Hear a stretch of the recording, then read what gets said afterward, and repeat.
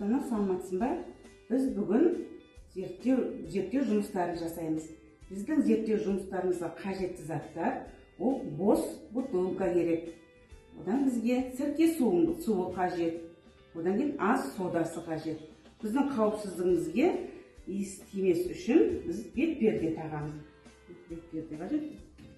Және де қолымызға перчатка қажет.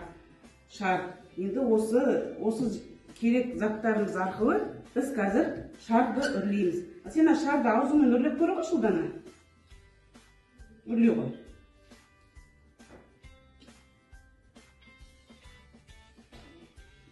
Не үрледің, е? Енді біз қазір осы шарды бізге қажетті заттар арқылы үрлейтін боламыз.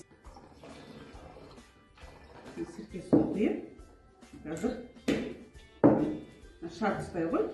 Шарды ұстай ғой. Екеміз шарды. Міне, бутылканың аузына кигіземіз қазір. Осы бутылканың аузына кигіземіз, шарды көтере ғой. Ішіндегі соданы уксусқа түсіреміз, сірке суына түсіреміз. Мінекей.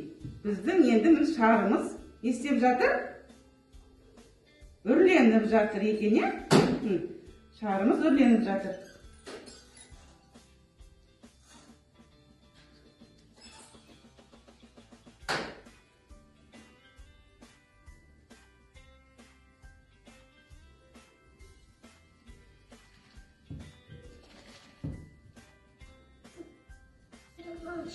Біз шарды зерттеу жұмыстары арқылы шарды не істедік?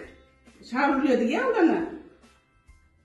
Шарды тек қана ауызбен емес, зерттеу жұмыстары арқылы осындай қажетті заттармен де үрлеуге болады екен.